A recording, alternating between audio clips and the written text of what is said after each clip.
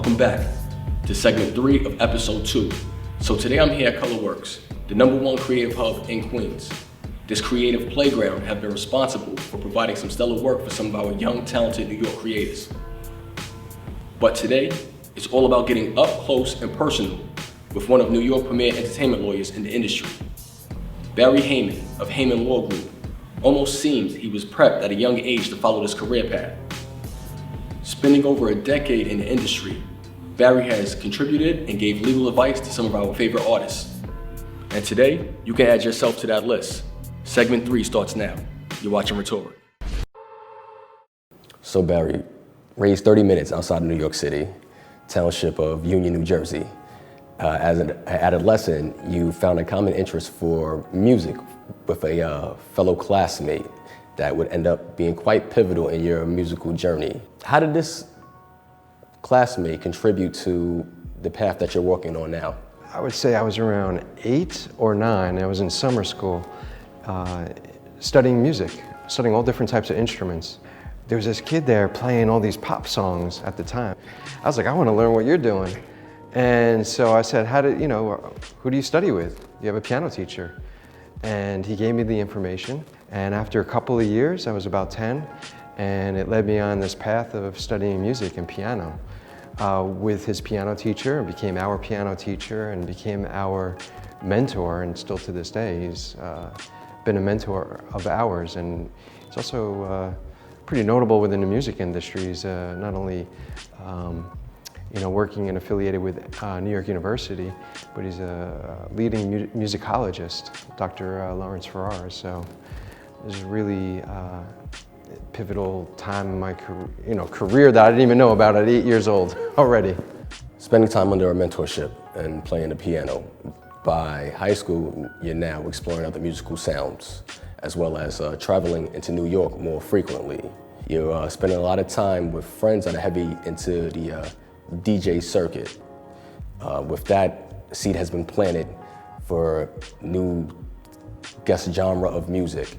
You showing appreciation for artists as Tribe Called Quest, Diggable Planets, D-Light. I mean, for someone that wasn't fortunate to live in that era, how would you paint the picture? Like, what was the New York culture like for you in that time? It's kind of segueing between high school at that point and college, where I was going to NYU. So I would kind of pick up on, how to navigate the city and, going locally from Limelight, Palladium, the Tunnel, Webster Hall. I mean, it was a great era in terms of it felt more underground than today. I think it was more about the music, maybe less about the bottle service. So dabbling in all that New York has to offer, at a certain point, you start to self-reflect and think about, all right, what am I doing in these next years as far as career? There were great opportunities. I got into other colleges, but I figured I couldn't pass up the opportunity to be in Manhattan to study music business. So NYU, again, provided the opportunity to, explore internships. So you entered this internship at Mercury. It was between Mercury Records and another company called SBK Records. Went to visit both offices, interviewed, and I think what was most appealing at Mercury was the decor. So that was about the extent of what made me choose it. And I really enjoyed learning about the label and about the diversity of the roster, the changing climate musically, all started to come together. So doing your schooling and working at Mercury, you would have another defining moment, and this one would lead you to another label. I just so happened to be commuting to NYU. I'm on the PATH train, which is the subway system between New York and New Jersey, crowded, and I'm there reading and studying, and the professor actually made his own book that he bound himself, and it had these pastel colors, and I'm going through it, and the woman next to me just points her finger at the book and says, "Professor Reinhold, Music History, NYU." And I look at her like, yeah? How did you know? She's like, I actually studied in that program. And I was like, wow, that's crazy. And I'm like, what are you doing? I'm interning at Mercury. I want to get into business affairs. And she's like, I work in business affairs for the parent company, Mercury Records.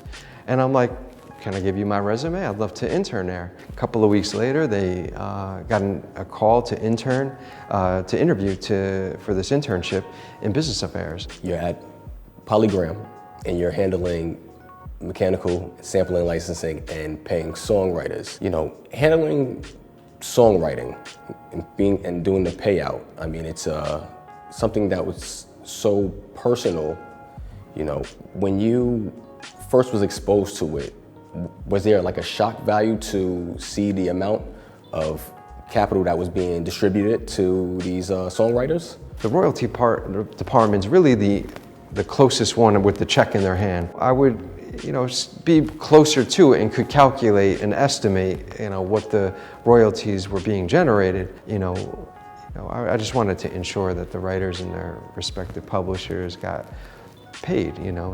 Now, for people that are not aware of how royalties work, how would you define it? Speaking from the record label perspective, at the end of the day, a royalty is typically a revenue share between parties. And I always use this example of Whitney Houston's "I Will Always Love You." Her vocals in the music and the production is a royalty can be generated from that, and a royalty can be generated from the song that's written by Dolly Parton. And there's other royalty streams within the music industry, but the most important thing about the record industry or the music industry is that there's two copyrights: the sound recording and the song. And on the sound recording side, you're paying out artist royalties. Whitney Houston's getting paid, or in the estate, is getting paid an artist or royalty for the exploitation of the sound recording.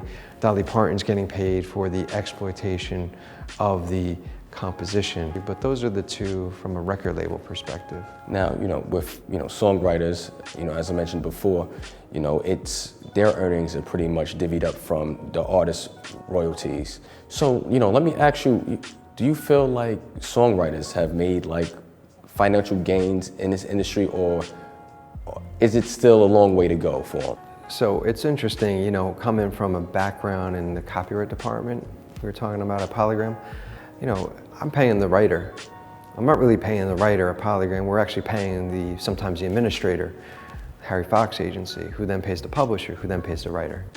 But with technology, writers and distributors and whoever the user is at the end of the day and the writer are trying to come together, I think, through technology so that the writer can help retain as much of the royalties as possible.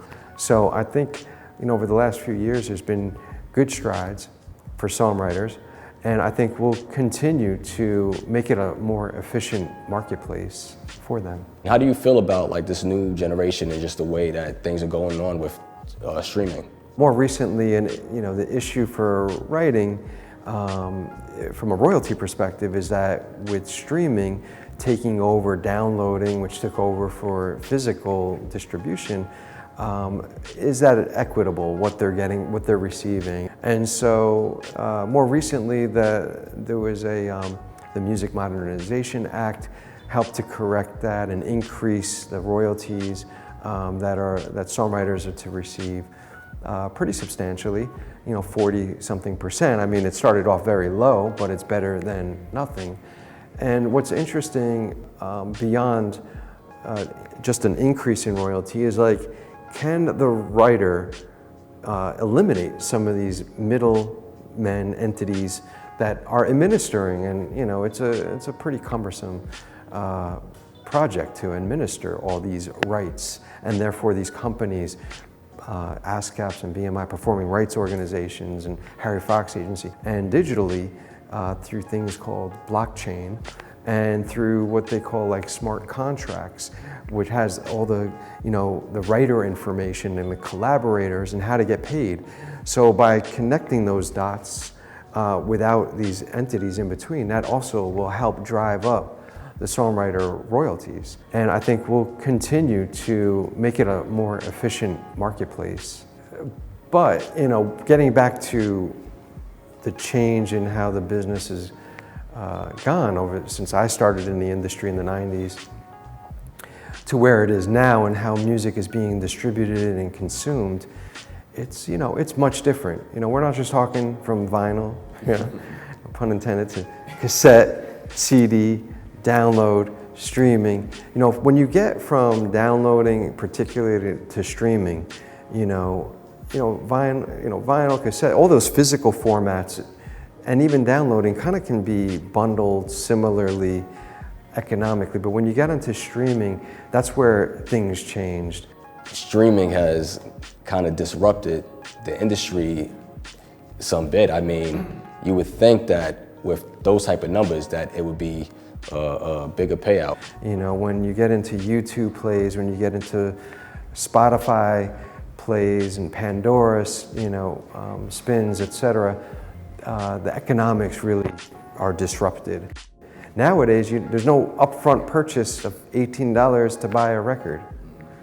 It's just like you pay a subscription to a company that you can play what you want and as much as you want, and every time you play it, a little bit of money has to go. If you were to get the same economics as the other paradigm of physical records, let's say, obviously it couldn't sustain itself.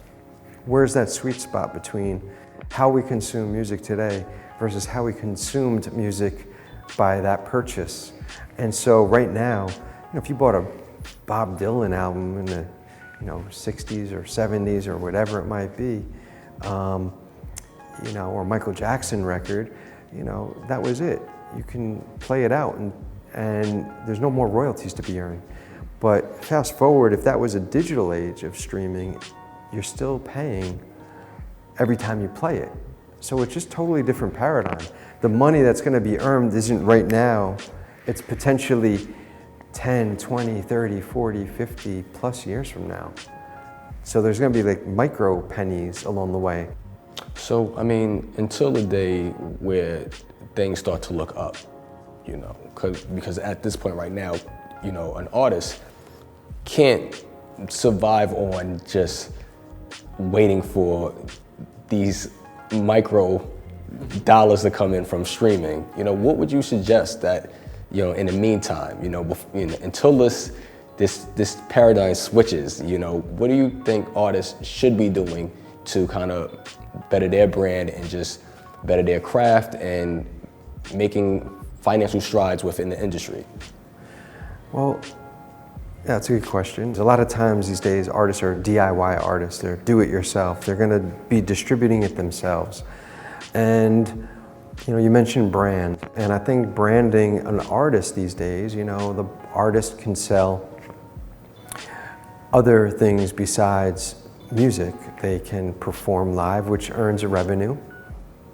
They can license the song to a television show, an advertisement, a film that hopefully will generate some revenue. They can create merchandise around their brand that might earn some money.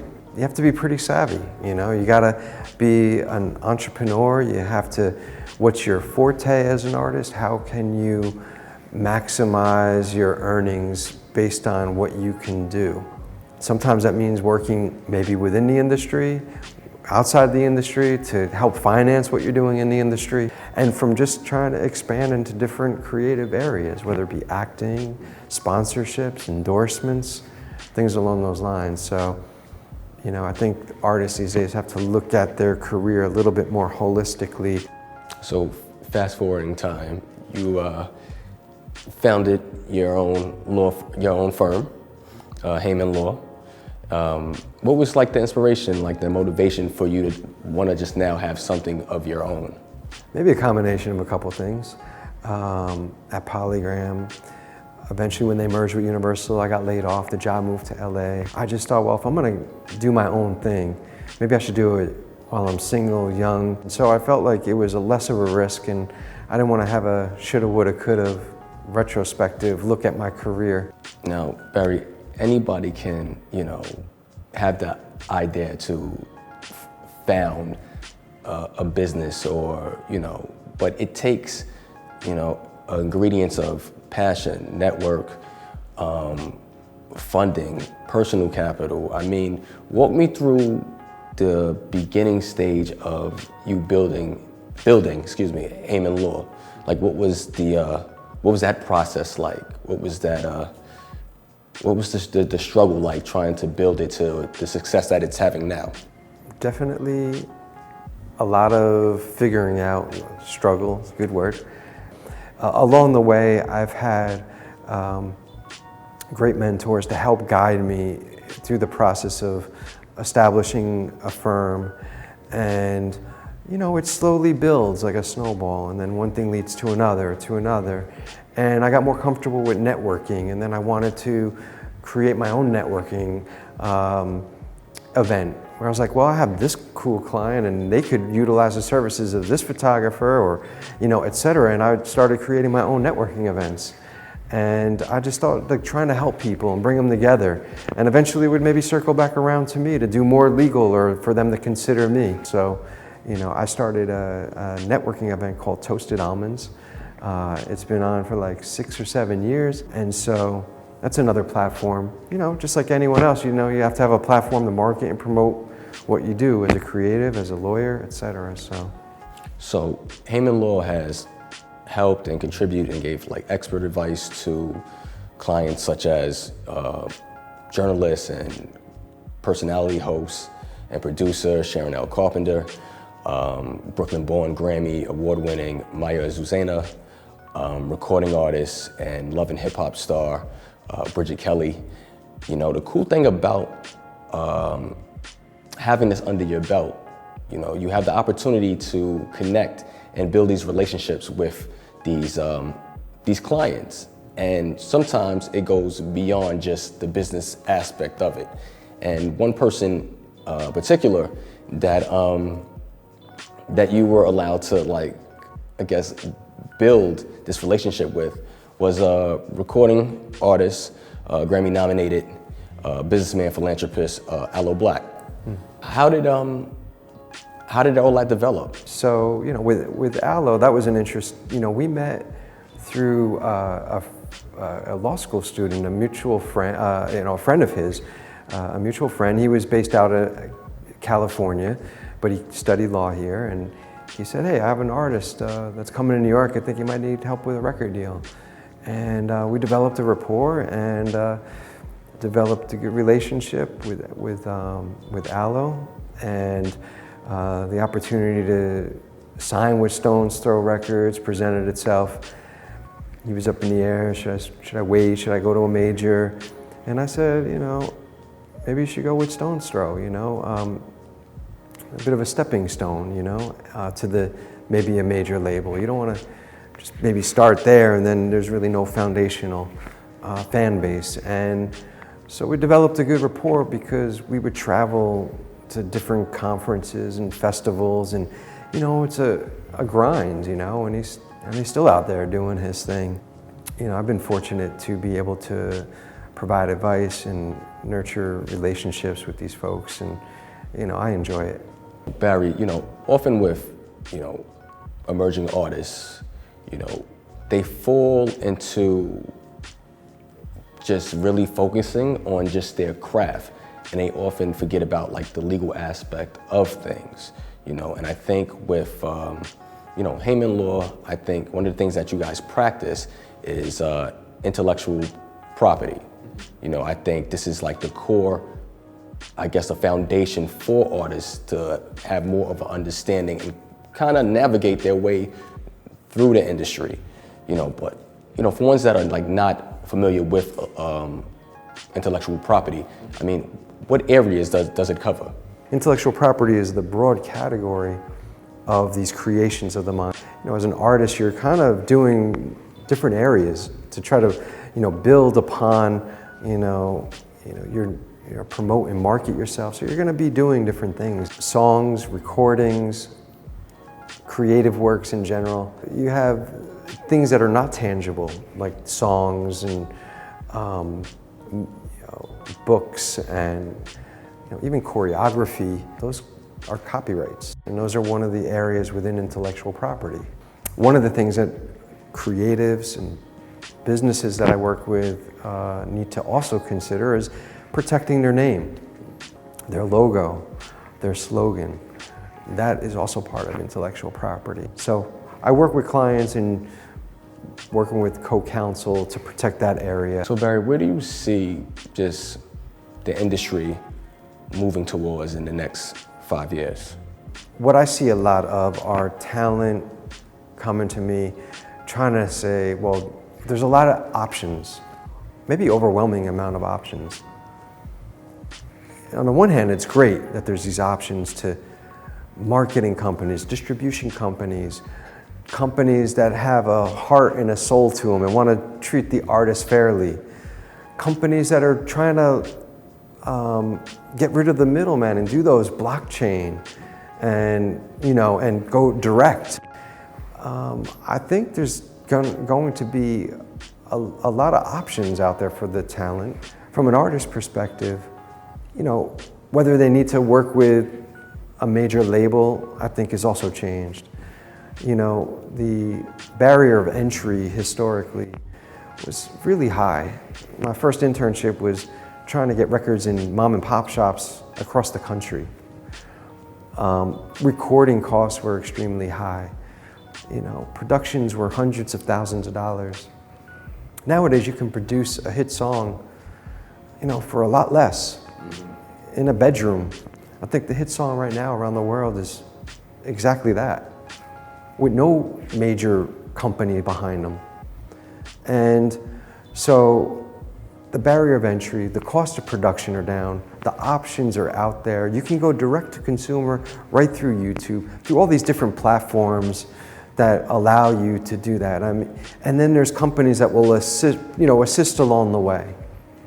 So I think that these companies will continue to evolve and grow, and record labels are going to be maybe more like publishers or management companies. Management companies are going to start doing recording type things, and they're all kind of merging into like these multi-dimensional, they can do it all, because at the end of the day, cost of production distribution is a lot easier. So, it can help complement the service. If you're managing an artist, then why go to a record company to put it out there if you could pay 20 grand and own the rights, to it, the copyright we were talking about, and that deal is struck typically between a record company and a talent. They might want to retain that ownership. Sometimes you don't want to retain it because you retain 100% ownership and then you get 100% of zero money. Sometimes it's okay to give up copyright. Sometimes it's okay to give up half of it. Sometimes it's you relying upon money that you just don't have. And sometimes you need assistance to help navigate. So I think for each individual talent, it's a different answer. So I think that's what there's going to continue to be a learning of what really is out there. What are the options for that talent, and to help navigate it, and that's through education, kind of like what we're doing now. So Barry, when it's all said and done, and you make your imprint, on this world, what do you want people to remember you for?